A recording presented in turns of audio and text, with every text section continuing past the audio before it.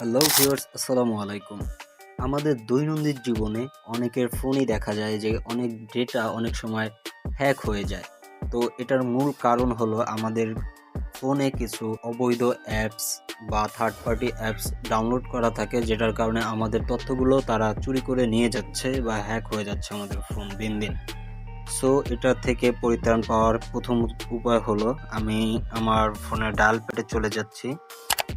তো এখান থেকে আপনি টাইপ করবেন স্টার হ্যাশ 67 হ্যাশ। জাস্ট আপনি এটা ডায়াল করে আপনি এখানে আপনার দুইটা সিম থাকলে দুইটা সিম দিয়ে ট্রাই করে দেখবেন। সো এখানে আমার দেখাচ্ছে কল ফরওয়ার্ডিং নট ফরওয়ার্ডেড। তো আমার এখানে কোনো কল ফরওয়ার্ড করা নেই। যদি থাকে সেক্ষেত্রে আপনার তথ্যগুলো কিন্তু যার ফোনে ফরওয়ার্ড করা থাকবে, তা আপনার ফোনে কল আসলে সে কিন্তু সেই কলটা পেয়ে যাবে বা কলটার ইনফরমেশন কিন্তু সে জেনে যাবে। সো এটা একটা উপায়। আর একটা দ্বিতীয় স্টেপে আমি দেখাচ্ছি, আপনার ফোনে অবৈধ কোনো থার্ড পার্টি অ্যাপস আপনার ডেটাগুলো হ্যাক করতেছে কিনা এটা দেখার জন্য আপনাকে চলে যেতে হবে গুগল প্লে স্টোরে।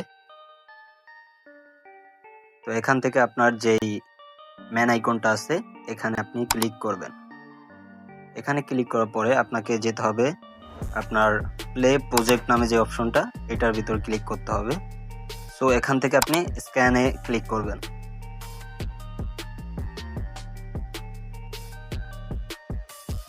কিছুক্ষণ ওয়েট করতে হবে।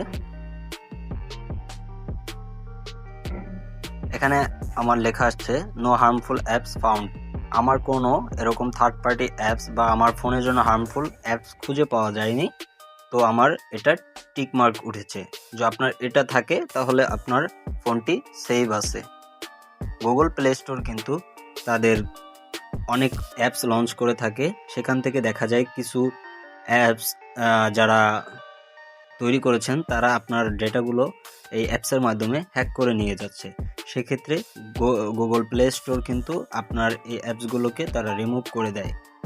সো আপনি এখান থেকে যদি স্ক্যান করেন তাহলে আপনার যেই থার্ড পার্টি অ্যাপসগুলো ইনস্টল আগে করেছিলেন সেগুলো যদি থাকে এখান থেকে সেই অ্যাপসগুলো শো করবে, দেন আপনি ওগুলো আনইনস্টল করে ফেলবেন।